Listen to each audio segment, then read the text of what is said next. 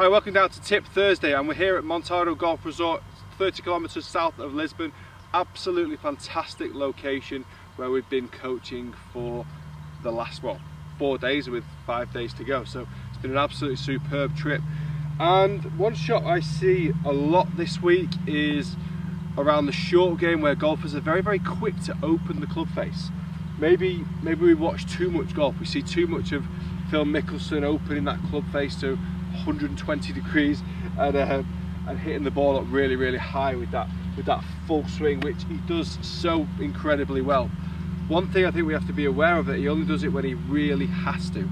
Sometimes I think Phil just does it because he likes it, but a lot of golfers will only really open the club face up when they really, really need to, and they'll play the kind of the parachute shot. A lot of golfers I saw from this position would do the same. They'd open a club, they'd take the club face and open it up. Two problems with that really. One, it makes your strike more difficult, but also two, it's the type of golf club that you have. If, for example, you're using a cavity back, a game improvement cavity back, the more you open the club face of a lob wedge, the face of a lob wedge, the more bounce you put on it, the more the angle between the leading edge and the ground gets bigger. Therefore, the ability to create the flop shot becomes even harder. So, just as a point for the future, when you are hitting a flop shot, make sure you've got the right tools to do so. Okay, so sometimes it's not all about your technique, it's about the tools to do so. But the purpose of this video is to kind of say that don't be so fast to open the club face. I was always taught growing up, you should be able to chip. If you can chip well, you only need to use a 56 and you very rarely need to open the club face. That's why I've always chipped with a lob wedge. So I'm not the best chipper in the world, I definitely know that. But I don't open the club face very often. If you focus on your 60-degree lob wedge and you focus on the strike, then with that strike becomes backspin. Now every golfer gets backspin. Every golf shot you hit has backspin. So don't worry about thinking backspin doesn't mean the ball's going to land and spin backwards, it means it's going to stop a little bit faster. If you get a really good strike, the ball will stop faster. So we're chipping massively uphill here towards a green that, to be honest with you, is not that wide at the top, so it's a daunting shot. You've got a couple of options here, with it being nice fairways. You can actually put it up there, really strong putt up the hill into the grass, which is again quite a tricky one. You could bump or run it up the hill with a 7-iron, or for those of you that want to try and fly it all the way, we can use a lob wedge, which is what I'm going to demonstrate today. So we don't need to open this club face and swing across it, hit it really high and let it just land soft. As amazing as that would look, if you can do it, excellent, fair play, but it's not the consistent shot to play, okay?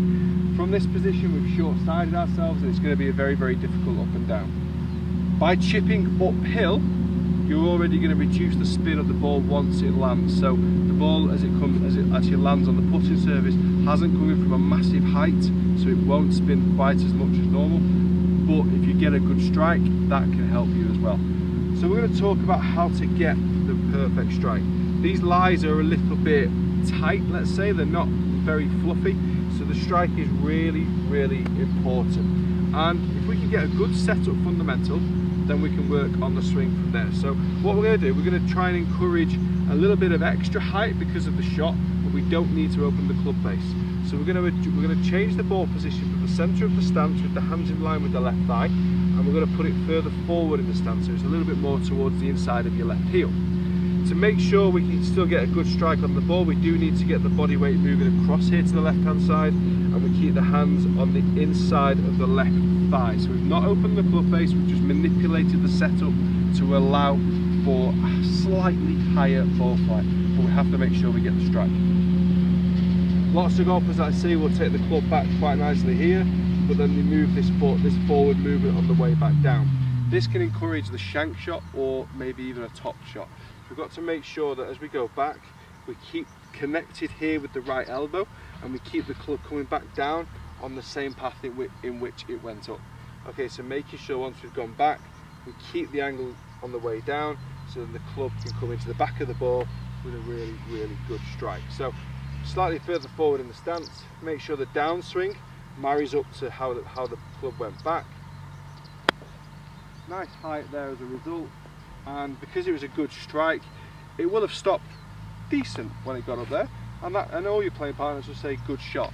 And I think the most important aspect of this is we've not overcomplicated it. Takeaway is going to come nice and straight back.